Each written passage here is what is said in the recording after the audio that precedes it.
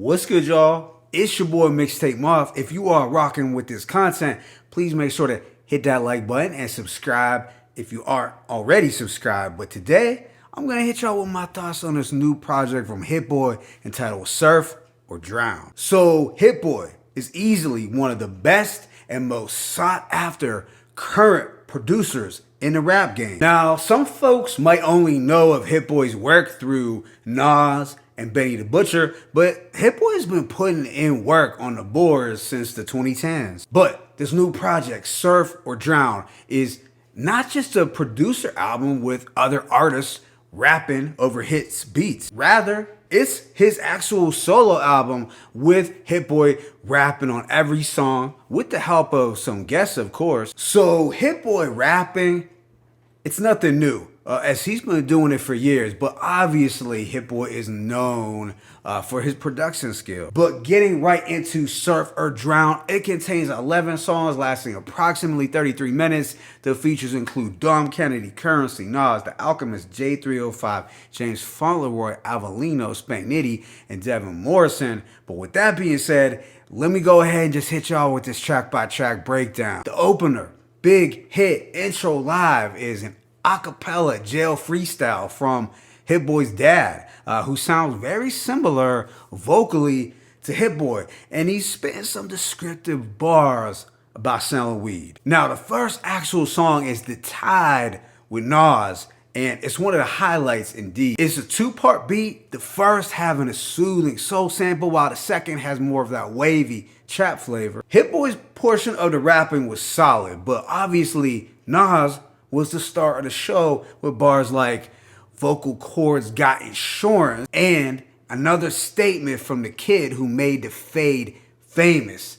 Nasir the GOAT. On the second beat, the two do a back and forth or trading of bars. But let me know in the comment section if y'all like Nas and Hit going back and forth vocally, and would you want to see that on KD4 or nah? Track 3, State Champ with Dom Kennedy and J305 is a chill banger that's modern, but still G-Funk inspired. We get Dom Kennedy on the hook and a raw verse from J305, who just has that definitive Southern Cali voice. Yeah, at the end of the day, it's a low-key banger that I have no complaints with. Track 4, Corsa with Dom Kennedy, is also very vibe heavy and just epitomizes smooth riding music. It's good to hear Dom Kennedy back at it. Well, perhaps he never left. I just haven't been checking on him for a while, to be honest. But Dom and Hit have been working together for years, so their chemistry does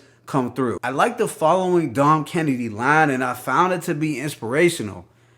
My dude died, I'm driving home, I'm sick to my stomach, but self-pity won't cut it. I tell him up the budget. The next song, Tony Fontana 3 with Currency, has a glistening and polished beat that might be the sleekest on the project. While Hit Boy's verse was smooth, Currency stood out more to me. He said, I'm still alive because all my OGs taught me shit.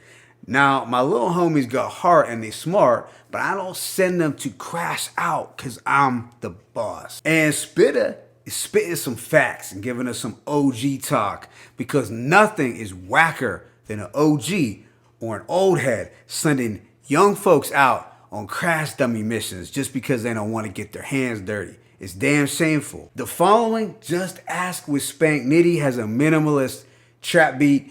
The melody is wavy, faint, and a little unclear. And while I like the production, it was the first track on here that didn't really do much for me. It's not bad, but I'd be unlikely to revisit. Although, I will say Hit Boy did have a clever line with, it's seeming like everybody show you love when you die. Shit, I probably will never see the love. I'ma stay alive. Track 7, New Wave with Devin Morrison, has another very lush and glossy backdrop. It's smooth riding music for sure, but nothing to stand out that would make me want to play it again. But track 8, Slipping Into Darkness. Now, that's the one. Two of the best from out the West collaborating for the first time. That's Hit Boy and Alchemist, and it's the best song on the project, hands down. We get Alchemist rapping over a Hit Boy beat and Hit rapping over the Alchemist production. Hit Boy laced Uncle Al with some nocturnal boom bap, and all the Alchemist is reminding folks of his knack for rapping. I thought Alchemist's verse was solid, and I noticed his flow gave off strong Rock Marcy vibes, while Hit rapped over a sparkling piano loop from the Alchemist, and the keys were absolutely gorgeous. I feel Hit Boy really came correct and gave us some of his strongest bars to date. I mean, he was really talking his talk on this record, almost demanding his flowers. When you move how you want to move, you're going to make somebody mad. I'm the best student Kanye ever had. And somehow dudes thought I lost my step till I did them Nas projects. This time you cannot deflect. So he's speaking on how folks slept on his producer skills until those Nas albums. I also liked how he called out some of his producer colleagues for their lack of range as producers. Guys like Metro Boom and Southside 808 and Hitmaker. He said, I never once heard Metro Boomin do boom bap. I never heard a Southside beat without an 808 in it.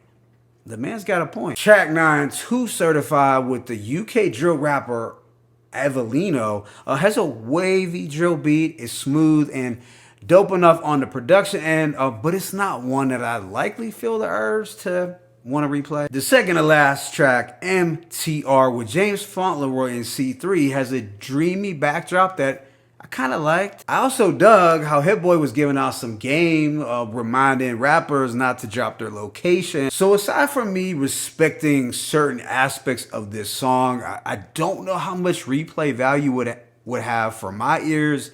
It's not bad though. Fortunately, the album does end on a strong note with Composure Part 2, and that serves as the follow-up to the Nas and Hit Boy collaboration on King's Disease 2. We are getting a watery boom bap beat that's very flavorful and jazzy, and Hit Boy is opening up about dealing with setbacks and the pain that his dad's incarceration caused him. But throughout these trials and tribulations, Hit Boy is determined to keep his composure, and that plays directly into this project's theme of surf or drown. So overall, I'm gonna give this project a rating of 3.5 mics. From a production standpoint, it's pretty cohesive throughout. The tracks blend well together, and they do tap into that smooth and sleek West Coast aesthetic. The production found here is just more evidence of Hit Boy's range or reach as a producer. You know, for the last 2 years now, we've seen